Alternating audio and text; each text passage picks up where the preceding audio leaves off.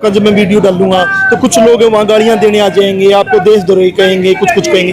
वो लोग कौन है? वो लोग सर वो हैं जो बीजेपी के तलवे चाटते हैं, खासकर तो जो उनको पेंशन मिल रही है, अंकल लोग, बिल्कुल अंकल लोगों को मिल रही है पेंशन, उनके बढ़िया बंधी हुई है, वो इसलिए उस सरकार के तलवे चाट रहे हैं। वो ये चीज समझने कोई तैयार नहीं है। उन्हें अपने दिमाग में उन्होंने एक क्राइटेरिया बना लिया कि हाँ बस बीजेपी एक है, इसके अलावा कोई बढ़िया सरकार नहीं है। और पिछले सालों में जो ये वोट चोरी जो ये सब चल रहा है, इसके बाद बीजेपी सरकार ने अपने ओपोजिशन को बहुत कम कर दिया है। सरकार की नजरों में इनके खुद के वोट होते हैं, ये वोट चोरी कर लेते हैं, ईवीएम वो जो मशीन होती है वो तुड़वा देते हैं। तो सर इस सरकार से कोई उम्मीद नहीं बचती है। पहले मांग करते थे, अब भी कुछ पोस्टर है कि सबको शिक्षा मिले, फ्री शिक्षा मिले, गुणवत्तापूर्वक शिक्षा मिले। लेकिन अब तो मांग ये हो रही कि शिक्षा तो हम हासिल कर लेंगे, प्राइवेट कर लेंगे, कैसी भी ट्यूशन पे चले जाएंगे, एकेडमी में चले जाएंगे, बस पेपर ईमानदारी से ले लो। बिल्कुल सर, सही बात है। जिस तरीके से जब से मांग तो वही होनी चाहिए। जी बिल्कुल सर, मांग अभी भी यही है। कुछ लोग इस चीज को भटकाने की कोशिश कर रहे हैं, क्योंकि मांग अभी भी सिर्फ यही है कि आप पेपर ढंग से कराएं। शिक्षा सभी को मिलने का अधिकार होना चाहिए। सिर्फ ये नहीं है कि एक वर्ग को शिक्षा मिल रही है, दूसरा वर्ग वही वंचित रहता जा रहा है जैसे पहले से रहता आ रहा है। तो अभी भी मेन मोटिव यही है कि सबको शिक्षा मिलनी चाहिए, और जो पेपर हो रहा है वो एकदम फेयर तरीके से मेरा हो। सवाल ये कि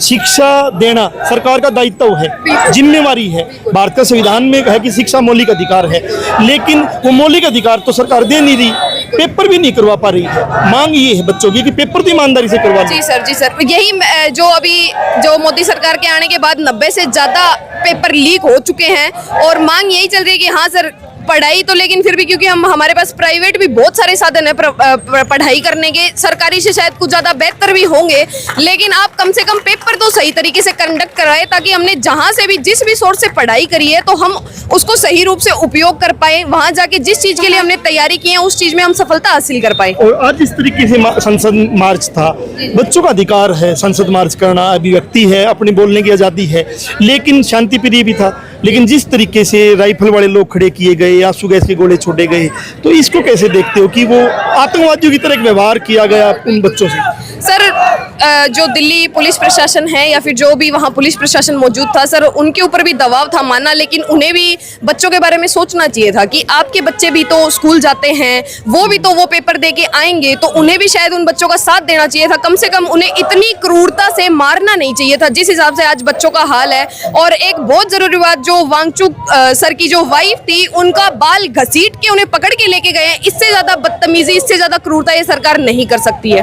वो बहुत ही एक सेंसिटिव मुद्दा हो गया है कि भाई वहाँ लड़कियां, मतलब लड़कियों को कुछ समझा ही नहीं जा रहा है। लड़कियों को जो जेंट्स जो पुलिस वाले हैं वो उनको लाठियों से मार रहे हैं, उनको धकेल रहे हैं, उन्हें टच कर रहे हैं अनअप्रोप्रिएट तरीके से। तो ये सब चीजें सर ये नहीं होनी चाहिए थी, क्योंकि बच्चों ने बहुत ही शांतिपूर्वक प्रदर्शन किया है। जंतर मंतर में भी ना किसी प्रकार का दंगा फसाद हुआ है, और ना आगे कुछ होने की वो थी। जो अभिजीत दीपके सर हैं, उन्होंने सब कुछ संभाला हुआ था, उन्होंने वहां भी नहीं होने दिया दंगा फसाद, और शायद आगे भी नहीं होता अगर वो शांति। लेकिन मैं वही कह रहा हूँ ना, जैसे मान लो किसान है, किसान वैसे तो अन्नदाता है, लेकिन जब अपनी मांगों के लिए दिल्ली जा रहा था उनके साथ भी यही व्यवहार किया, इसी फोर्स ने किया, इस सरकार ने किया।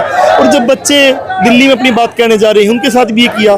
खिलाड़ियां लड़की जब गई तो उनके मुंह पे पांव रख दिया था, क्रूरता जो की थी। तो इस सरकार से क्या उम्मीदें बचती? कोई उम्मीद नहीं है सर, क्योंकि जिस हिसाब से कोई एक बहुत बड़ा साइंटिस्ट, एक बहुत बड़ा इंजीनियर, जिस इंसान ने लद्दाख में आपकी आर्मी फोर्स के लिए, पूरे लद्दाख के लिए इतना बड़ा काम किया है, अगर आप उसी इंसान को कोई वैल्यू नहीं दे रहे, वो इंसान आपके लिए, आपकी सरकार के लिए, एजुकेशन के लिए, जो कि एक बहुत ही सेंसिटिव और बहुत सही मुद्दा है, उसके लिए वो इंसान 22 दिन से 23 दिन से भूखा बैठा है, उसके साथ पास ऐसा बर्ताव करते हो कि उसको साइड से उठा के लेके गए हैं सफेद कपड़ों में। ये आपने सफेद और भगवा रंग के पीछे जो एक कांड की है ना सर 15 साल से, वो अब बंद होने चाहिए। नहीं बचती है। सरकार से जब उम्मीद नौजवानों को नहीं बचेगी तो नौजवान भगत सिंह का रास्ता चुनेंगे, और भगत सिंह का रास्ता इनकलाब का रास्ता है। ये गोंडा दूर का रास्ता चुनेंगे, ये कॉमरेड हिडमे का रास्ता चुनेंगे, ये जंगल जमीन की जो लड़ाई लड़ रहे हैं उसका रास्ता चुनेंगे। क्योंकि वो रास्ता तब चुना जाता है जब लोकतंत्र में सरकारें वार्ता करना बंद कर देती है, और जब वार्ता बंद कर देती है तो फिर आंदोलनकारियों के पास क्या बचता है?